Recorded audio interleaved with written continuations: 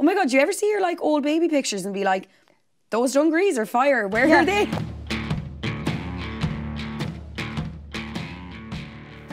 Hello and welcome to Girls with Goals. I'm Denise Curtin and today's episode is all about sustainability, a buzzword at the moment and for all the right reasons. And today we've got the perfect guests on to talk about everything that is sustainability. First we have Gracie Collier. Am I saying it right? Yes, you are. Gracie Collier from Spice Vintage, a vintage store in Limerick. How are you? Yeah, good, thanks. How are you? Great. I'm so happy to have you on. I'm delighted to be here. Yeah, Thank I know, you so and much for especially I was having like, me. I love that you're from Limerick as well. I used to go to college in Limerick, so I was like, Did you? Up Limerick. Up Limerick is Yeah.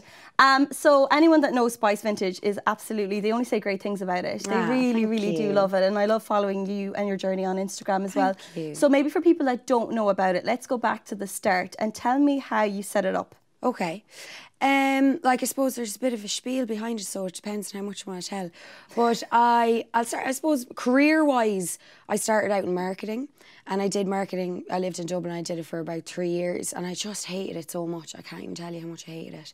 I don't know what it was just like the actual environment of an office, or I don't know, it just didn't suit me at all.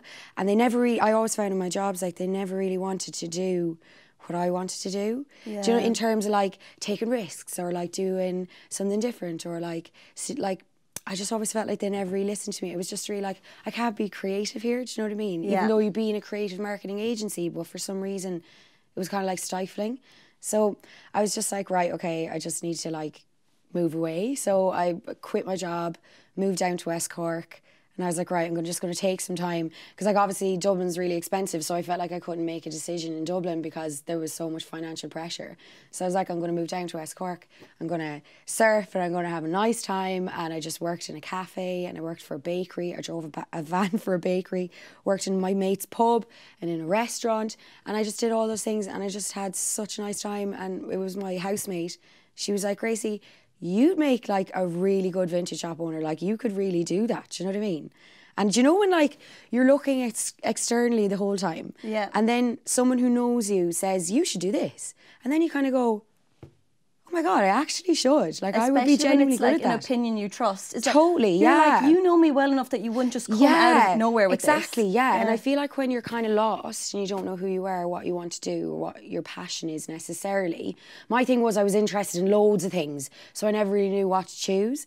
So it was kind of like when she said it to me, it was like a light bulb went off and I was like, I could definitely do that. Because I suppose when you're searching, you just want to feel like what you pick is actually what you're meant to be doing based on what your gifts are, you know? And she was like, Grace, if you think about like your experience and what you're good at, what you're interested in, what you're passionate about, like it actually does correlate. The happiest I ever was when I worked in retail and like always charity shopped, always thrifted, always. Used to sell clothes at Dublin Flea Market. That's how I started out. And like just always thrifting, used to like make tie-dye in school and sell it. All that kind of stuff. So it was always wheeling and dealing. So as soon as she said that, I was like, oh my God, this is a great time. And then she said that. A week later, her mum, who owned a health food shop in the town, rang me and was like, Gracie, there's a pop-up space across the road. Do you want it? They're offering it for like 6 months. Rent was so cheap. You've a week. And I was like, right, feck it. If there's ever a time, do you know what I mean? It's so now. It was like as soon as I put out the intention, it was like the universe just sent me this opportunity nearly straight away when I was like, oh, I could actually do that.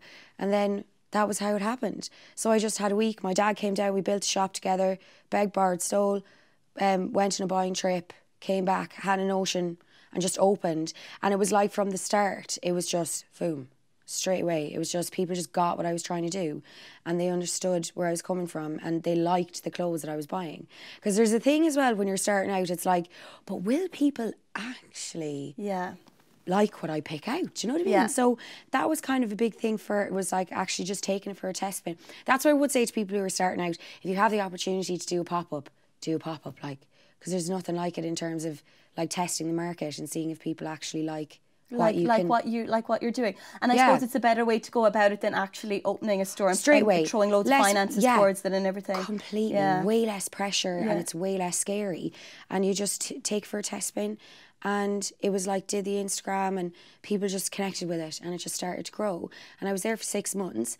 And you know when you like tap into something, you're like, I feel like I've like created something a little bit special. Yeah. And I was like, I want to kind of do it like on a bigger scale. So I I'd like to say it was like, oh, Limerick, I've always loved Limerick. I never set foot in Limerick, to be honest. Like, I actually never did. Not even a night out or anything. Yeah. And I basically Googled cities in Ireland with no vintage shop. Limerick. Swear down. Like, now, there is a vintage shop there. It's The Edge in Limerick, just, you know, but we're different styles. Okay. You know, it's a different kind of vintage. So for the vintage that I was offering, which is Instagram-y, kind of fashion-y vintage, there was nothing there. Whereas there's like a few in Cork, a few in Dublin, you know, like Belfast, Galway, there's a few. So, yeah. It just like, happened to be perfect. Limerick it is, let's go. Yeah, that was literally it. My parents thought it was mental. They've always kind of thought it was mental. But yeah, it was just, moved it down the January.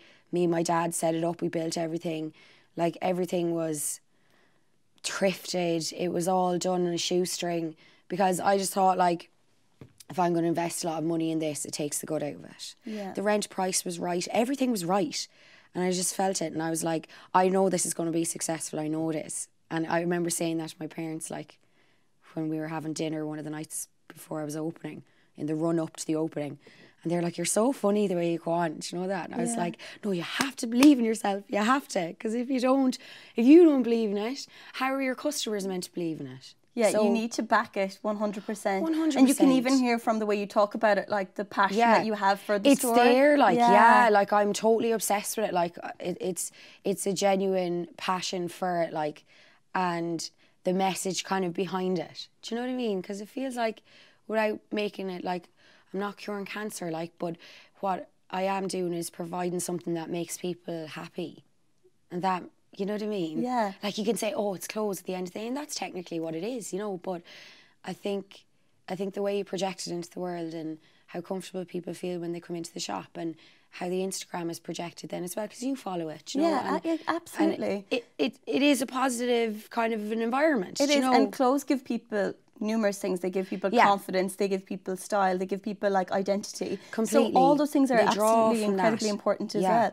And then you were talking about the growth process. What has that been like since the pop-up launched? It's just been very, very social media based, you know, and I always saw, and this was like my problem with my marketing jobs, was that I always saw the social media as an opportunity to create a personality behind the brand. And as much as people, if they look at the Instagram, they'd be like, this isn't true, but, like, I actually don't really like being on it. I'm all over it. Yeah. But I don't really like being on it, you know. But I just know that it's important for my customers to know who set it up, the story behind it, the personality behind it, who you're going to meet when you come in, the person who actually buys the clothes, my personal style, my personal taste.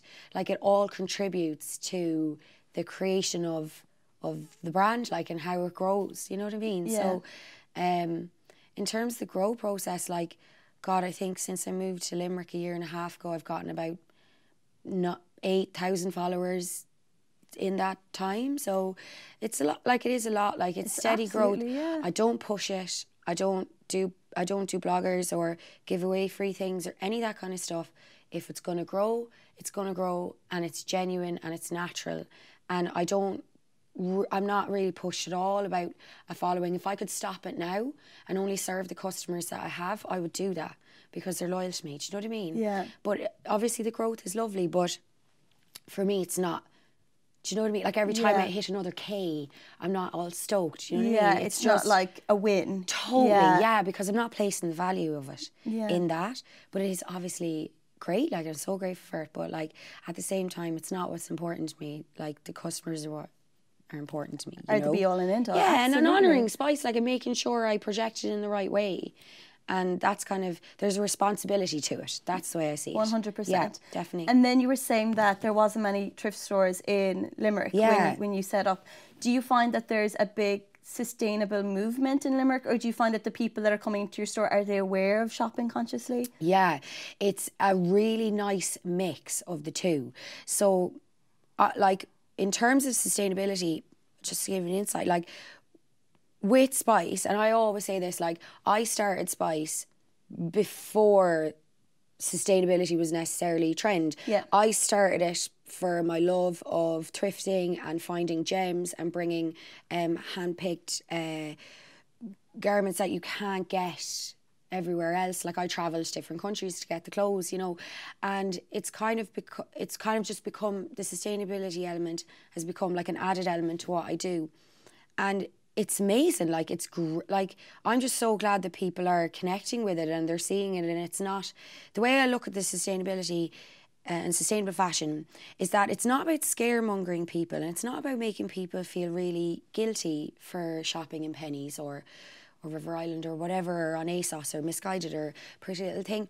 I feel like there's a lot of like, don't buy fast fashion, and it's just there's a lot of like hate, and I just don't think that's necessary. I feel like we should just all support each other and be like, do you know what, like if you do have clothes in your wardrobe that are from fast fashion brands, just hold on to them longer than you usually would. Swap them with your mates, you know, kind of go to swap shops or donate them to charity shops, and try and not buy as often as you would. Just try. It's like anything. It's like people being vegan and being like, vegan. Like, I'm vegan. I'm not going to push it on anyone, you know? Yeah. But it's the kind of thing, try and have one plant-based meal a week. Or, you know what I mean? It's just kind of, there needs to be a little bit of chill about it as well. Yeah. You know? Because I feel like in order to reach the people that we want to reach, scaring them and making them feel guilty and like making it this big scary like that energy is just not healthy, and it's not going to help people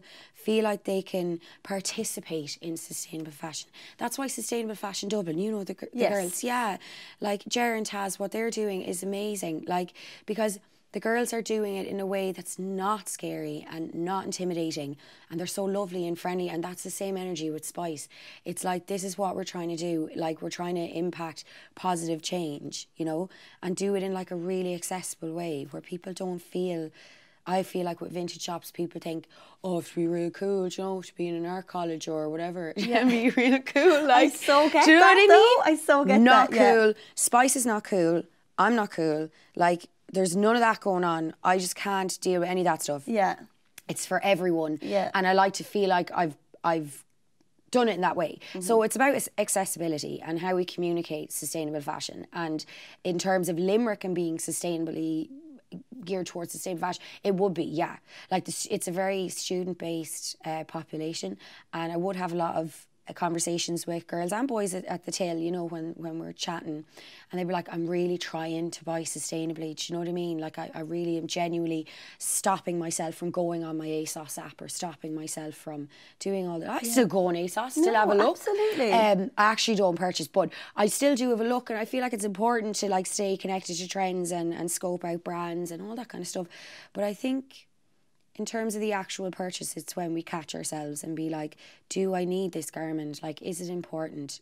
Do I have something in my wardrobe that I could work in or upcycle or customise to make it a little bit different? Can I take it to a tailor, get the sleeves taken off, get it taken up, get it, do you know what I mean, turned into, a big thing is getting like a dress turned into a top and a skirt. Yeah. You know, it's cheap as well. It's not expensive to bring it to a dressmaker's and get something done to it. So I would say, yes, it's just, there is a movement and there is an impulsion behind it now. And as long as it's not in a negative energy, I'm happy to promote it, do you know what I mean? But I don't want to promote it on the backdrop of me trying to sell products from my shop. That's why I'm weird about it, do you know? I so get you. Do you get what I mean? It's not, I'm not jumping on that bandwagon just to push Spice. Yeah, you know what I mean? And to push something that's kind of like a buzzword at the moment. Totally. Because even when you were saying there about one of the boys at the till saying, I'm trying, and I think that's the word that we need to focus on, is just to try. Because just to try. I feel like I woke up one morning and all of a sudden it was like, fast fashion is the devil and you need to be extremely sustainable. Yeah. And I was like, you know, because I obviously haven't been in that circular, I've been so unaware of it, unfortunately, but I just haven't seen this grow. So I felt like most people, I woke up one day and I was like, oh my God, okay. I felt like that. And I'm in it technically. Do you know what I mean? I completely relate to that. Yeah. Like it was like that. Yeah. It like blew up. And now all of a sudden there's this thing where bloggers who used to do collabs with Pretty Little Thing and Boohoo are deciding to go sustainable. Yeah. People are calling them out, saying, oh, you used to work for Pretty Little Thing and all of a sudden you're all about sustainability. And I'm like, do you mind not? Like, I don't care if it's ungenuine to a certain extent. Yeah. They're doing it, so leave them off. I know. That's the way I look at it. It's like, if that's what it takes for it to be, if it has to be a trend for it to become a thing, grand. Do you know? And people need to get down off their ego horses and stop making people feel bad for things. Yeah. You know what I mean? And like there is a time when everyone has or does buy fast fashion, you know, and there's no, unfortunately, escaping that. So it's a case of, instead of like fixating on the things that they have done that are involved with fast fashion or the negative, to focus on, oh my God, well actually they're talking about sustainability now, so should we not just like I know, just let chairperson them them for live. that? Yeah, absolutely. Exactly, yeah. But you were saying Instagram, it is a very powerful tool, obviously, for your business. Do you find that you have a lot of sales through Instagram? Yeah, so what I'm doing now at the moment, and it's a genuine sense of like just natural progression, is what I started to do was, if I was having like a quiet day in the shop, let's say, I just take an outfit, I put it on the ground, and I do like a flat lay, and then all of a sudden people are like, can I buy that top? Can I buy the pants? And I was like, okay, cool. And then what started to happen was you know the way with certain accounts, they have their thing that they do every day. So my thing is like, when I go in the morning, first thing I do is I take my mirror selfie of what I'm wearing in the shop today, like from my own personal wardrobe. Like, so I was putting them up, and I was getting DMs being like, oh my God, is that yours? Can I buy that? Are you selling that? Or, you know, and I was like, wait now, girls are actually like wanting to buy what I'm wearing. So then I started to be like, might as well throw on an outfit from the shop, you know. Started like putting on outfits, taking mirror selfies, putting it on a timer, taking pictures of myself in it, and getting DMs being like, can I buy that outfit? And I'd be like, yeah, of course you can. And just take payment through PayPal or bank transfer or whatever and post it out like that. So that started about nearly a year ago now, and it's literally like the backbone of the whole business now. I still don't, like, because it goes up on the story, it's obviously gone after 24 hours, you know, so there's a sense of urgency with it. Not me doing it on purpose, you know, to push products or whatever, but it's nearly like this kind of like bidding thing, and girls are like absolutely delighted with themselves when they get the DM first to buy what I've put up. Yeah. You know, so it's like a bit of crack for the followers. But like they get like excited. Important marketing tool in the sense for, you know, making sales, you know, and actually for, you know, keeping your business alive, you know. Yeah, totally. Like do you know what it is? When I started Spice, I got a page, right? And I put it on the table and I said, everything I don't like about vintage shops and everything that I would like to do to remedy that. You know, one of them was that I just always found them really packed, really hard to style, really hard to see a vision because there's so much stuff there. Rails are really packed together, hard to shop, all kind of the same. So if you ever come into Spice, it's all kind of sparsy, stuff is mixed in, so it feels more like gems as opposed to just ticking boxes for a vintage look, you know. So my thing as well was that, like, one of the things, that's why I'm on the Instagram, because I never knew who was the shop owner, and then the styling aspect, like how hard it was to style outfits. So I just said, right, well, like, it is hard, you know, and I struggle with it, and I'm meant to be the one who knows, you know. And I told you at the weekend I was in London, I was in vintage shops, found it so hard. I couldn't pick anything. It was too much, like.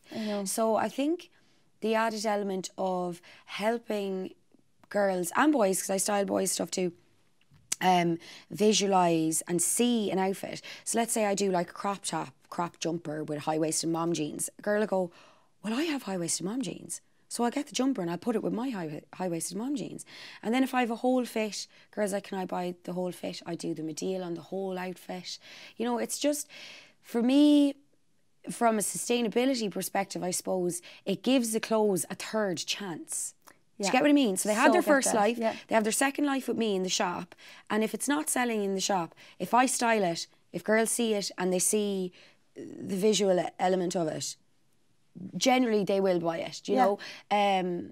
So it's great for me as well, because I don't have stuff necessarily sitting in the shop growing cobwebs, you know? It's like, everything that I buy, I handpick myself. So I have a vision for everything. Every single thing that goes into that shop, I've been like in my head, because that's how I buy. I lift it up and I go, I put that with mom jeans. I put that with shorts. I put that with a mini skirt. I put that under a pair of dungarees. You know, so it has intention with it. So it's about, like, I'm like, well, obviously, if I have that intention in my head, I might as well project that to my customer and share what I'm trying to communicate with them, you know? So I'll have something on the rail for 3 weeks. Be sitting there, people will have seen it, people will have picked it up, put it back.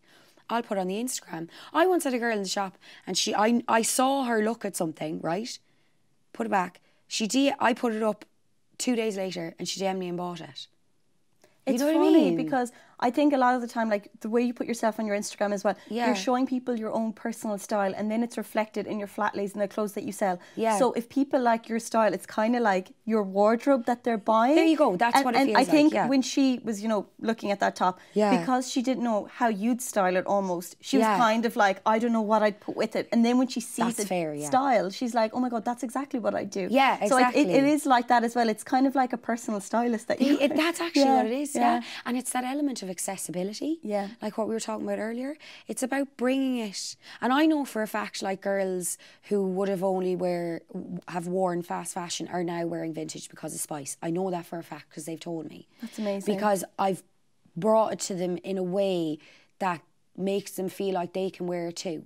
And they don't have to be an art student or someone really creative or whatever, that alternative thing. They don't have to be that. Yeah. They can just be themselves and like what they like and wear it and not be afraid of what people will think of them. Because I've made them feel like it's who they are as well.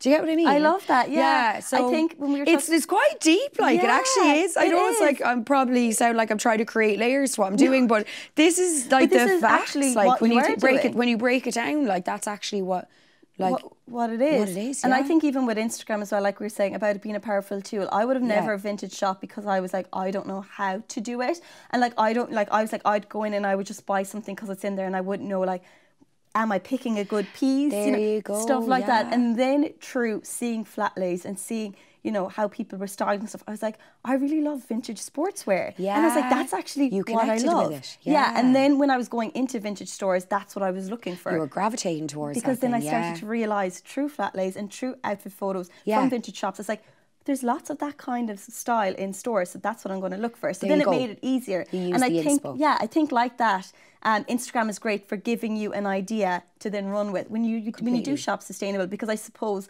with fast fashion and, you know, ASOS and things like that, you're seeing them on a model, so it's giving you that I know, idea of it yeah. already. So it's like, you know, it's already there. Yeah. Like the proof's in the pudding. Like it Yeah. does that they do it, so why can't we do it? Yeah. It's just with individual pieces, it's a little bit more time consuming and stuff. Just because once it's gone, it's gone. But that's what I love about vintage is because no one else will have it.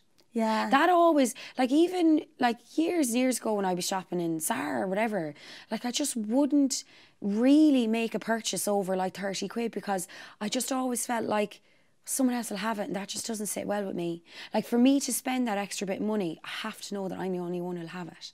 So it's always been part of something that I really liked, you know, and something that made me excited about a purchase. That's what I love about vintage. You know, you find something and you're just like, And you're like, this is actually mine. Yeah, it's mine. No one else is going to have this. Like, that's what's great about it. Yeah, because I even find like that about Christmas parties. Yeah. Like, you know, the party dresses of the season. Like, I think it was maybe 2 years ago in our office, there was like 3 people in the same River Island dress because it was the star buy of River Island. Yeah. And the dress, you know, River Island is not Fab, cheap. like, It was yeah. probably about 70 quid. And there's 3 people then wearing the same bloody dress. Yeah. And it's like, you know... Does that bother every girl? Because I don't know, like it just, that would make me go home from pre-drinks if someone was in the same thing as me. Yeah. But I don't know, is that like an RC thing? I don't know, does it? I don't know. I don't know, does it? I think if you're buying a dress because you're Yeah. like, it'll do for the party, people don't care. But I think if you're, you know, not even conscious of what you're buying, but if you're like, I want my party dress. Yeah, you're a totally. bit more... Like for Christmas parties or for weddings or whatever, that like... Mort if you end up in the same dress. Like it is like, and especially when you watch how like you style them maybe similar or something. It exactly just, like if you both kind of like communicate in the exact same way, it's like, ooh, no, it's not it sitting stings. well. It Yeah, definitely it does. stings. Yeah. So and then that's when why it comes to sourcing clothes for Spice, what's the process like there? Is it just kind of whenever you get time to travel, or would you buy stuff online? Or so it's been a labour of love, right? And as much as what I do looks like, because it is a great time. It is a great time. I work for myself. It's all on my terms. It is a lot of hard work. It actually is. And I went into it naively thinking, look, like you just go here, you get it, you sell it, grand. You know, but there's a lot more to it. It's quite an underground industry in terms of gaining access to hand picking. Now, a lot of vintage shops buy off stock sheets, which is fine. It suits people who can't travel. But for me, the whole reason many reasons why I do it, but one of the main reasons is because, like, obviously I want to go shopping, like, do you know, and I want to go pick the stuff myself, like, and I wouldn't order in bulk, you know, so it's part of what brings me joy, let's say, you know what I mean, and I wouldn't compromise on that. It has to be handpicked, otherwise I'm not doing it, you know, so it's quite underground. You have to reach out to a lot of people. I travel to different countries in Europe for different styles. Then I get stuff from America as well, and England, obviously. But for different styles of vintage, you need to go for different places, like, or go to different places. Like, let's say, you know, like mad printed fleeces. You've no, like, you can't go to England to get them. You won't get them. You have to go to Eastern Europe and out that kind of side of Europe, and that's where you find that kind of level. Sportswear, Berlin, you know, it's just like those kind of places bring you those kind of levels of stock.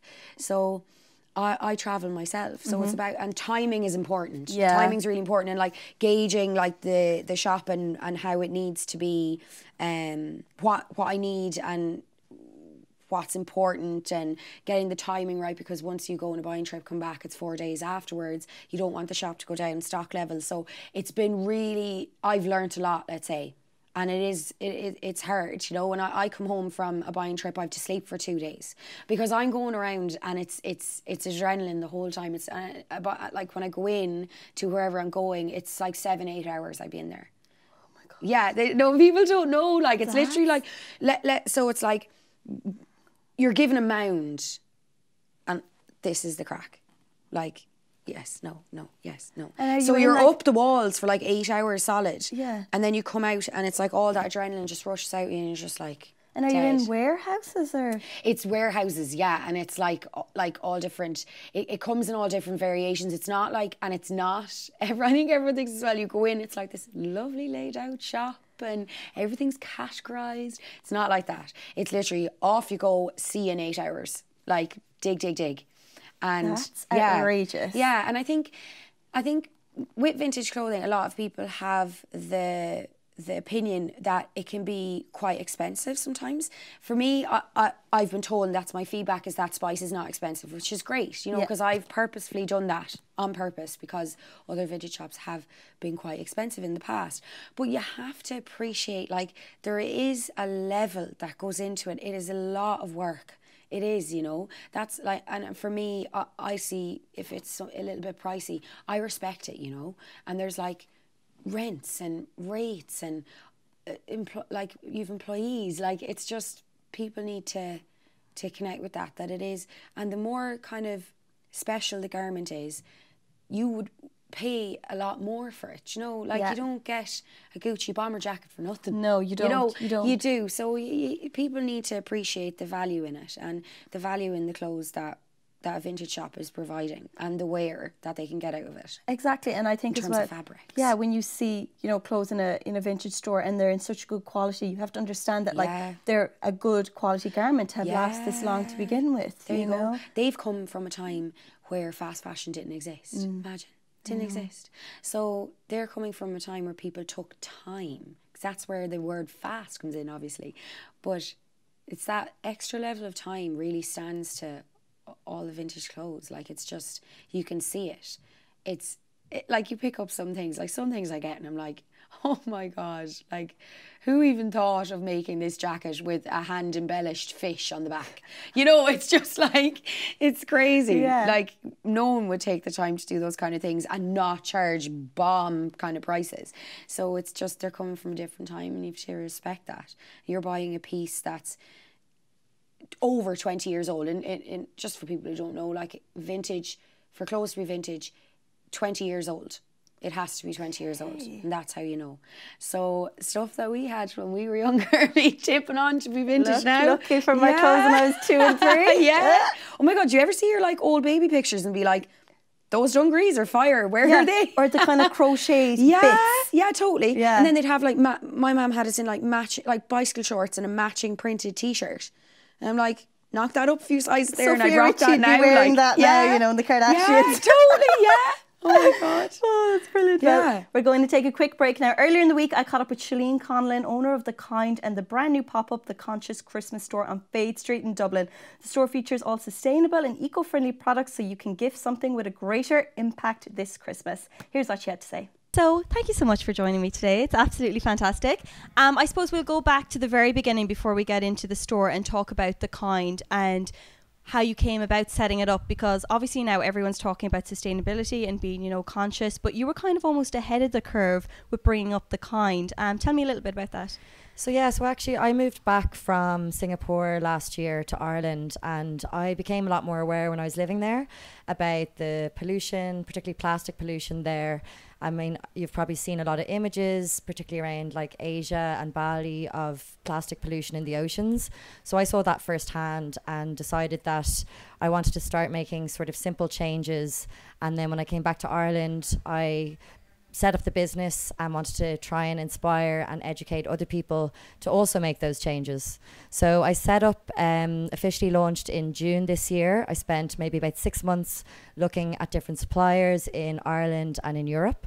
And I launched online in June, and then just last month we opened up the Conscious Christmas store pop-up on Fade Street. Yeah, because like that, it's a nerve-wracking thing to take on, you know, especially like now that it's starting to grow the legs that it needs in terms of people talking about it and everything like that. But when it comes to like selecting products and stuff like that, what's that process like in terms of like finding the right ones? Well, actually, that's probably my favorite part so far of the process is, you know, identifying different suppliers, testing out some of their products. I'm obviously always looking for, you know, new Irish suppliers. And I think what's actually really amazing about the whole movement right now is the amount of, you know, new, small, independent business owners who are coming up with new innovative products and, you know, creating really unique brands. So I'm looking to kind of identify those people. A lot actually is via Instagram, and also people reach out to me a little bit now and give me recommendations, but I'm always kind of on the lookout for, you know, those new up and coming brands and small independent business owners.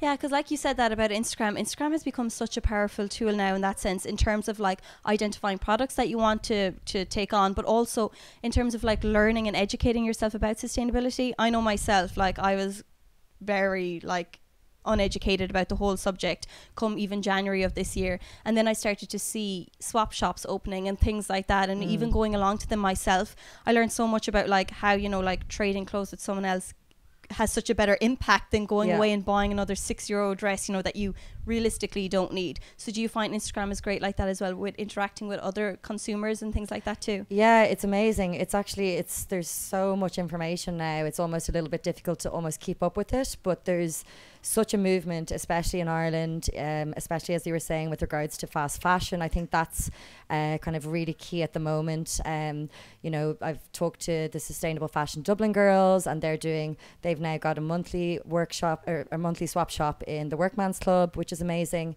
And there's so many markets and so many you know, people getting involved now.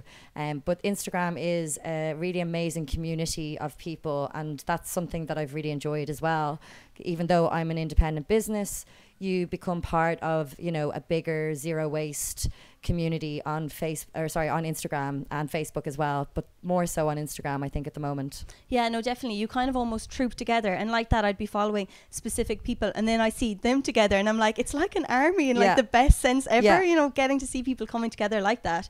But then for yourself, when it comes to like, you know, making kind of conscious things, I know there's plenty we could do, but is there any like specific ones that you do every day that you're like, I have to do this and not this? In terms of kind of using like products and things like that. I mean, I think with everything that I currently have in store, I think it forces you to kind of rethink your daily routine. So something small, like even, for example, you know, brushing your teeth. So switching over to a bamboo toothbrush, or switching over to a natural toothpaste, which is in a glass container, or being in the shower and, you know, having, you know, instead of kind of using your kind of plastic sponges, you know, having more natural sponges and shampoo bars. So kind of, I feel like everything, you know, kind of forces you to rethink your daily routine and just be a bit more mindful. And, you know, I think like that's what's so nice about everything is you're kind of more conscious about your impact that you're having kind of on the planet and feeling good about the products that you're using. Absolutely. Even the keep cups that you sell in store, I'd say half of our office anyway over in Her.ie has keep cups, you know, and it's a case of like going to the baristas with your keep cup instead of getting a takeaway cup. And it's things like that that you're like,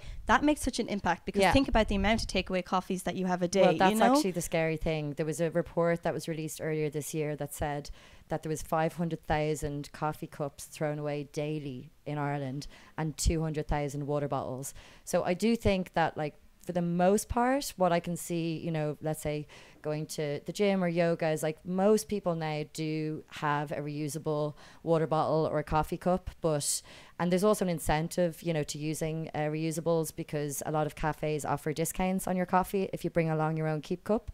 So I think that that's becoming more and more standard. So, you know, hopefully people are kind of making those swaps. But then there's also, if you kind of come in store, you can kind of see, you know, get inspiration on a lot of other swaps that you mightn't have thought about before. Like, you know, even for example, bringing your sandwich into work, bringing it in like a tin lunchbox, a stainless steel lunchbox, or wrapping your food in beeswax wraps, for example, to keep them fresh. So there's a lot of other things as well you can do, but absolutely some of the stats are frightening. They're terrifying. And when you say like that's just Ireland alone, you think that was like across Europe, but no, it's just Ireland. It's scary. It's so scary. And then obviously you were naming loads of products there, and they're all available in your shiny new store, the Conscious Christmas store. Tell me about bringing this store to life. So yeah, I mean, basically I met Sharon, her company is called Jiminy.ie, and she has eco-friendly kids toys. So I met her at a festival earlier this year, a zero waste festival. And this opportunity came to me about taking on a shop. I thought immediately of Sharon and about bringing, I suppose, two brands together under one roof that would really complement each other. So we have in store, I guess, gifts and, you know, a range of items for kids and adults and, you know, everyone in the family. So we're only here until, unfortunately, the end of December, but it just seemed like an amazing opportunity to kind of come together and combine our resources and open up this amazing shop. No, absolutely, because we're standing in the shop right now, and it's fabulous. Even the footfall and everything, it's crazy. It's located on Fade Street in Dublin too. We'll actually have a video up of it on our Instagram as well at Her.ie. But how have you found the reaction to the shop so far since it's opened? It's been amazing. I mean, I used to work in advertising in the corporate world, and I feel like, you know, it's such a breath of fresh air to meet with people who are like-minded, who want to make a positive impact on the environment. And also, you know, it's so nice. Like, a woman came in the other day and she was like, "You've made my day." I mean, I don't know how many times that's been said to me in my previous job, probably none. So it's great to, you know, meet people who are like equally excited and, you know, like, positive about the whole movement. So it's been really great. I'm loving it. Yeah, that's so fabulous, because even when I was looking at some of the products, I was like, they all just have such an important message. And I think that's what's so fabulous as well about gifting someone on something like that, that like, it's not just like a gift, but it's something that's like impacting the environment and the world in a better way. So that's exactly. You know, that's a fabulous take-home message as well. Yeah. But the Conscious Christmas store, it's on Fade Street, Dublin too. You have to check it out because it's absolutely fabulous before it closes for now. But hopefully we'll see it open again in the future. And thank you so much, Shalene, for talking to us. Thanks a lot. So just there we were talking about all things Christmas with Shalene. And when it comes to Christmas shopping for you, do you buy loads of new bits for yourself at Christmas? Do you try and avoid it? Are you totally away from buying online, like from fast fashion retailers, all things like that? For me, like, Christmas never really sat well with me. I don't know why. I don't like buying for sake. That's my thing. So for me, I like just buying as I go throughout the year. Like let's say if I see something that my mum would love, like, I pick it up for her, you know. But there's something disingenuous about buying just because it's Christmas, and it always used to make me really sad. But like just kind of like, oh, I have to buy this now just because it's Christmas. So for us, for my family anyway, we're doing Secret Santa. There's only 5 of us. We're doing, and my auntie and uncle, and we're gonna just get one present for each person. And then myself and my boyfriend are making presents this year. That's true. Like, we actually are. I'm not participating in Black Friday. The shop doesn't participate in Black Friday.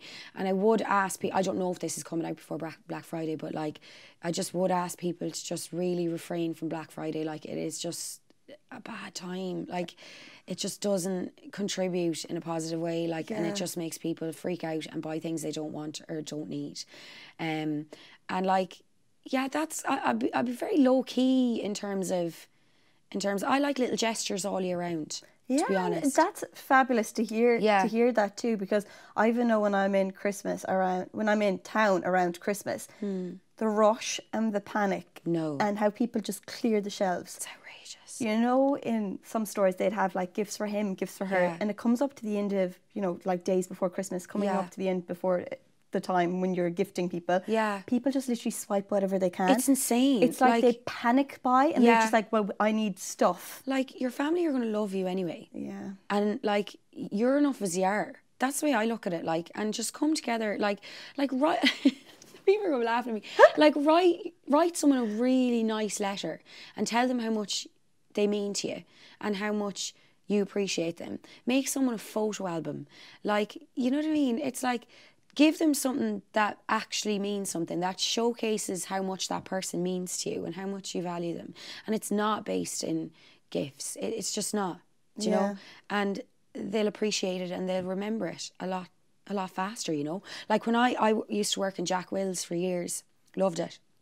And just the level, oh my God. Yeah. And the moms like actually having panic attacks in store because we didn't have their child's size and all that kind of, and it's just not healthy. Like, there was this one woman who's like, oh, I have to go to Belfast now. I'll never forget her. She was up the walls and she was trying to get this hoodie for her daughter. Didn't have it in her size. She's like, oh, I'm on the way. This was in Kildare Village. And she was like, I'm on the way to Belfast now to get these, remember Hirachis when they came out? Yeah, she's like, I'm going to get these Hirachi trainers and they're in Burgundy. They're the last pair in the country. She was driving to Belfast. I said, how old is your child? 9. No. Like, no. By the time they're 12, they won't remember this. Yeah. What are you doing? She'll wear the trainers for like 3 months and then throw them away. Like, it's wrong.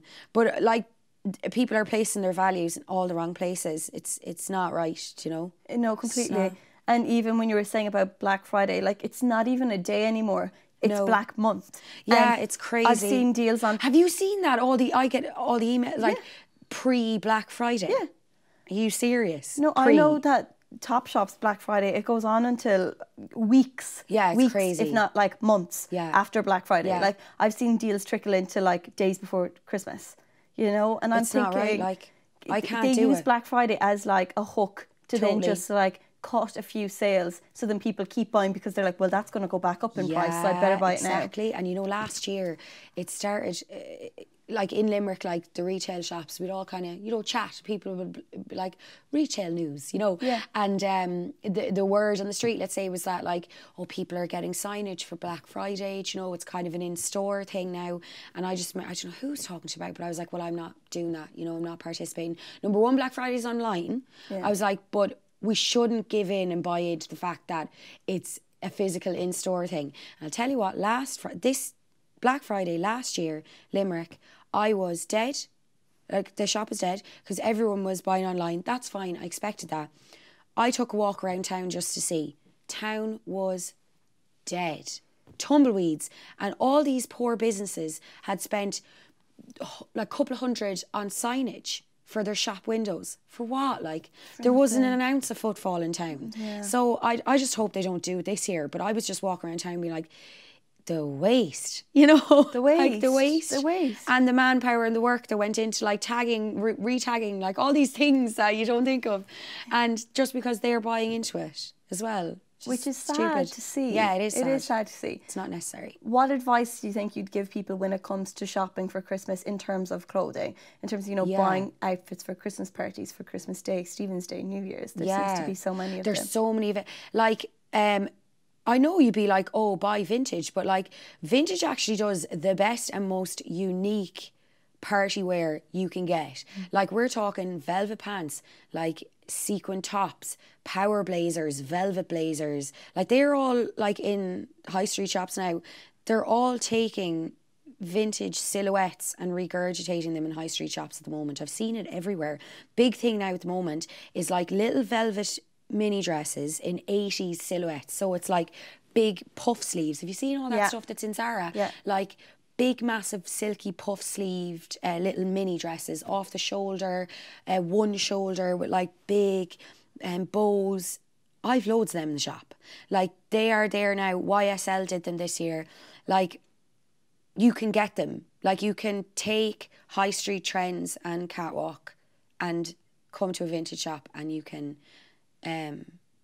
regurgitate it from a vintage shop. Like, it's there. Party season is, I would have always bought from vintage shops for party season, because, like you said, because party season is so statement, if you're buying a statement party piece, someone else might have it, and someone else might low-key have the same outfit as you at the Christmas party. You don't want that. You don't want that. No. But I'm, again, not saying it to push my shop or to push vintage, but it's like, it's genuine, you know? Like, it is, if you want party wear, take yourself to a vintage shop. There's loads of sustainable brands. What's that app that you look up and you can put in how sustainable a brand is and it gives you a rating? Oh. Good on you. Good on you. Okay. So, Good on you, that's what it is. Yeah, it's an app, and you basically put in misguided for the crack, and you'll see. Go on, I dare you. Yeah, go on, I dare you. Stick in misguided and don't faint. But yeah, no, if you could stick in any brand that you enjoy, and you can see how sustainable they are and what their impact is, and near certain what country they produce in, and all that kind of stuff. All the information's there. So I suppose that is public knowledge. You know, it's just people don't know where to go to look for it. Yeah. That's so interesting. Yeah, because I'd say it'd really scare you. Yeah, I no, saw a like, video, you probably saw it too recently, of the Pretty Little Thing warehouse in Sheffield. No. I think their owner posted I don't it. watch any of that stuff. Oh, I can't. No, their I get owner so sad. posted it on Instagram. Yeah. I've never in my life seen a warehouse this big. It looked like something that had been like supersized for the laugh. Oh my God, really? People were sharing it on Instagram being like, this is making me feel unwell. Yeah. And it just freaked me out, because I was like, there's people that have to work in this as well, and like find the clothing, put it together and package it and send it. And I was thinking of like the amount of plastic and the amount of, you know, and like you're looking at it's like Hunger Games vibes, and you're just like, oh my God, like, this is so much bigger. Bought Pretty Little Thing, and you know, and like that, of course, I just get the package and I think like, oh fab. I don't think exactly as to where it's coming from. Yeah. And then when you see the colossal scale of things like this, it does freak you out. Absolutely. It's like anything. It's just consciousness. Yeah. It's just bringing people, making them more consciously aware about choices. Because I think as Irish people, we're very like, well, you know, just go with the flow, do what everyone else kind of is doing, and it's G, and everything's going to be fine, and sure, look, be grand type stuff. But at the end of the day, we have a responsibility to ourselves and our kids and the world that we live in, and it's just little changes, and it can just make a massive difference. I think a lot of people don't try because they think, well, feck it, like, it's already made, so the damage is done. But every item that you buy, they've to make another one to replace the one you bought. Yeah. So think about it like that. Even though the garment is already made, it's already sitting there in the high street shop. Once you sell it, goes off a master stock sheet, goes back to the warehouse in India, and that poor woman has to make another one. So that's how it works, you know? Yeah. Oh, it's crazy. Like, it's very scary. Just, and like, to a certain extent, it's so negative, because I don't really like to I don't read newspapers, I don't watch the news, I just don't really like to... Fill yourself with it. Do you get me? I just think like there's a preservation, but at the end of the day, like when something is so in your immediate reality, I think you need to step up and be like, I have a part to play in this. And like we said, changes. Yeah. That's all. Yeah. It's not a big deal. No, like, it's not a big deal. And it shouldn't scare people. And and it shouldn't be something that you're frightened into doing. Yeah. It should be something that you consciously decide to do yourself. Because like charity shopping. Like you can't beat a good charity shop find. It's like amazing. You can't. The Like, clothes in there are so cheap and so amazing. Yeah. You can't like... Yeah, you can't, like, obviously, to a certain extent, yes, you will go through 6 and not find anything. Yeah. But that's the crack, you know. Yeah. And you have to pick it up and take it outside of its environment. And there's nothing better than a buzz when you get something in a charity shop. There's nothing better. And you realise that you bought this dress for like €4 and it looks killer. Yeah, there's exactly. It's great. Like, Yeah. and the only time I ever get compliments is actually on my charity. Like my spice stuff too, but it really is my charity shop stuff. I'd be like, €4, hun. Like, it's mad. It's absolutely mad. Yeah, charity shop is the new pennies, girl. I love that. Yeah, it's great. And then lastly, I would ask you, what is the future for spice? Will we see spices? Multiple spices. I've thought about this. Yeah. My parents are telling me to slow down, take my time, do all that kind of crack. I don't listen to them, really. I love them, but they're telling me to slow down. I would love another spice. Pipeline situation, yes. But at the same time, for me, I wouldn't want to spread myself too fine ever. And I'm not in this for money.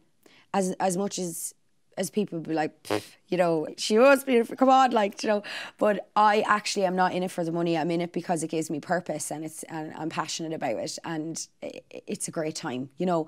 But for me to open another one would definitely mean I'm spreading it finer, or, you know what I mean? That I wouldn't like to see Spice Limerick go into decline. I'm just very particular about it. So the space, and I'd have to have the right team around me to move forward, because obviously I'm like a one-woman show. I have 2 girls who work for me. I would have to take on more people. If the timing's right, I would love to, because I get asked all the time. Girls in Cork are like, come to Cork, because there's no real like Instagrammy vintage in Cork. I'd love to. But in terms of, another spice, website, yes, but I would keep my buying format off the story the same, and just do a swipe up to purchase, so it's easier for people and faster for people to get to buy off the story. That's the next thing of a web developer, working on that. And then for me, I never really cut myself off to anything. I'm like, I want to do workshops, yoga workshops. I want to do talks. I want to do, I want to put more of a focus on mental health in Limerick, and start hosting talks and discussions and panel talks. And I get you guys down. That'd be great to have you. Stuff like that, you know what I mean? And just kind of open it up as a space. There's like talks, like an art exhibition in store, and those kind of things. I'd love to do a sustainable fashion line myself. I want to do a reworked vintage. I've been doing like a dressmaking course, so I'm just going to start getting into reworking and upcycling. I do a lot of customization. I paint a lot of stuff for customers. That's kind of like a thing as well, is that like customers would send me their old jeans, and have you seen this? Yeah. So that's a big thing as well. I saw an EP outfit that was unbelievable. Ali. That was great. Piece. So she just had them. Do you know, she just had them in her wardrobe, sent them to me, and I just painted them for her lecture picnic, and she had a totally unique one-off outfit. And then I got off the backdrop of that, I had loads of girls sending me bits, and I painted for them and sent it back. So stuff like that. I just want to like stay growing with it, stay going, never cut myself off, never put a lid on it, or like say, you know, enough's enough. Yeah. Do you get what I mean? So I'm just happy just to roll with it and progress with it, and just keep doing my best, and keep honouring my customers that I have existing and new ones. You know what I mean? Yeah. So, well, the future is bright. I'm really excited to see what's next. Me too. I'm really so excited. Brings me like a lot of joy to hear you talking about it, and to hear what's coming next, because it sounds absolutely incredible. It really does. Thank you so much. Great. Thank you so much for coming in. Thank you. It's absolutely unreal. Yeah. If there's anything that you want to hear, please do get in touch. We are Girls with Goals. Drop me a message on Instagram, email me, and of course, if you like the show, please do share it, because it's, you know, it's really, really important for us. But anyway, thank you so much, and we will chat to you next week.